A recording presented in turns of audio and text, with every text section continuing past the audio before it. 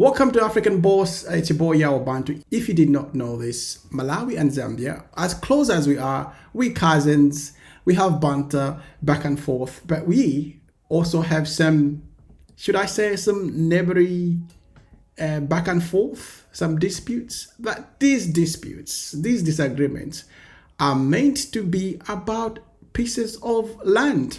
Malawi and Zambia have always had these border disputes. They're pretty on the low, but at times they have escalated, and it's up to the point where it goes up to African Union. They talk about it because of the large border that we share with Zambia. Zambia claims part of Malawi is Zambia, and Malawi claims that part of Zambia is Malawi. I know that in 2020 or a couple of years ago or so, they had these demarcations. I'm just not really too familiar where these demarcations are. I know that in that redemarcation exercise, it's concluded that some parts of Malawi, including Mchinji, Mzimba, Kasungu, and Rumpi districts, were declared as belonging to Zambia.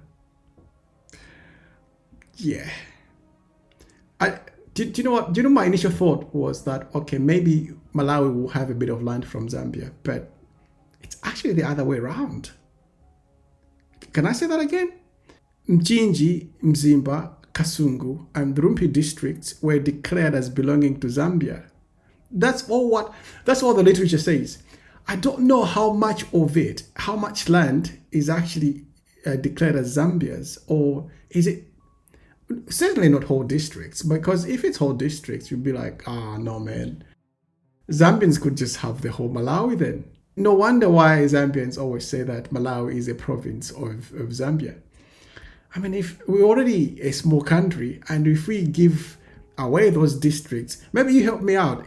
Somebody who knows, just show me how much land is Malawi supposed to give to Zambia, because I'm not too sure, because all the literature that I've been reading, it just says these districts belong to Zambia, Mchinji, Mzimba, Kasungu, and Rumpi, and I'm thinking, oh no, that's not possible. That's like half of Malawi gone. Zambia is how big? 7 times the size of Malawi?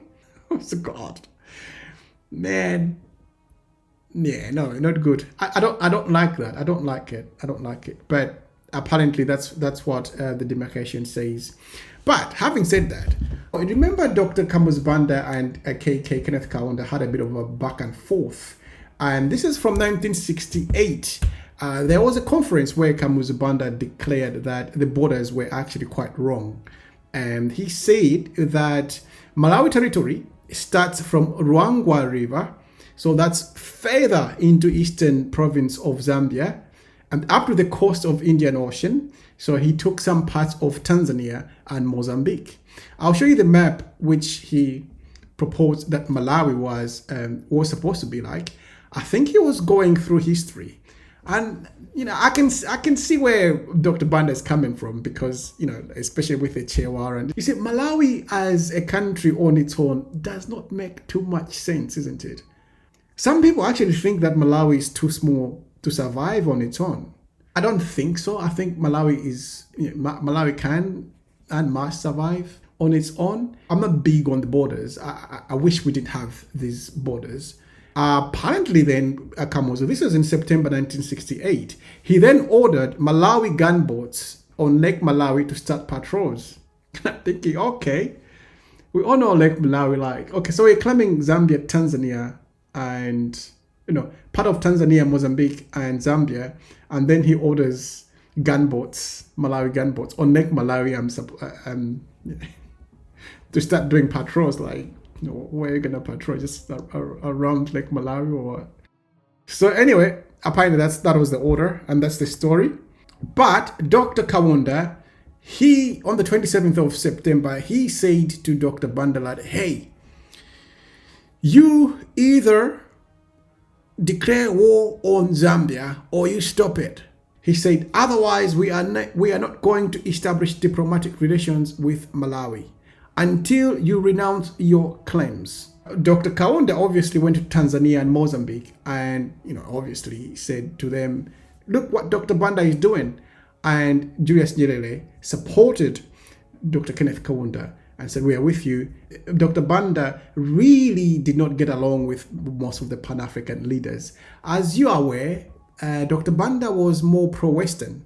So he was dealing with Ian Smith in Southern Rhodesia. He was also dealing with the apartheid government in Republic of South Africa. So they already had that beef. Tanzania and Zambia were part of the frontline states. They were said no. The frontline states were supporting all the liberation movements across Africa, especially in the southern part of Africa. So they said, all right, we are together. If obviously, if you declare war against one of us, you declare war against all of us. So then I believe that's when Dr. Banda backed off a bit, when the three of them said, nah, you can't do that. And then Malawi also has an ongoing land dispute between Malawi and Tanzania with the Lake Malawi. Because Malawi claims the whole lake, but Tanzania says part of the lake is Zambian territory. I'm not an expert at this, but I believe that the way you are sort of divide a body of water is you go in the middle. I think that's correct. You go in the middle and you take one half and we take one half. So that's where the borders normally are. But that wasn't the case. But in Africa, I think they actually agreed the way the colonial governments did the borders should stay like that. So after independence, countries never really made the effort to sort of sit down and look back at what were our borders before and what borders make sense. They just kept the borders that the Europeans did, which really is not a good idea, because we all know that the Berlin Conference, or prior to that and after that, they just sort of demarcated Africa the way they saw fit, without consideration of cohesive societies. And then what should have happened was then African leaders should have sat down and said, okay, what makes sense for us at this point in time? Then we probably would not have a country like Malawi without too much resources existing on its own. I believe we could have been part of Zambia. We should have been. I think so. I really think we should have been. We should have been one country. That is the whole reason that they had the Federation of Nyasaland and Rhodesias, Zambia, Malawi, and Tanzania. Malawi, Zambia, and Zimbabwe just did not make sense being by themselves. Together as a federation, as one country, as a cohesive unit, it made more sense. The GDP increased significantly once the federation was formed between countries. Also read somewhere that around that time, Tanzania, Uganda, was it Kenya? They were also looking to form the East African Federation at the same time, but that fell through when the Federation of Nyasaland and Rhodesia fell through. That just followed as well. And I know that Zambia also has a dispute with the DRC. They fight over this piece of land. It's almost like 13 square kilometers of land. And you're looking at the size of DRC, and then you look at the size of Zambia, you wonder, why do we fight over these little pieces of land? Am I correct when I say that it's like around 13 square kilometers? But you look at the size of these countries, like, why? What's the reason? What's the motivation? Because you could just say, okay, you have that piece of land and let's all just move on. Like for instance, Zambia. If Zambia just say, look, you know what, Malawi is already a tiny country, just have that piece of land. Let's just keep those borders.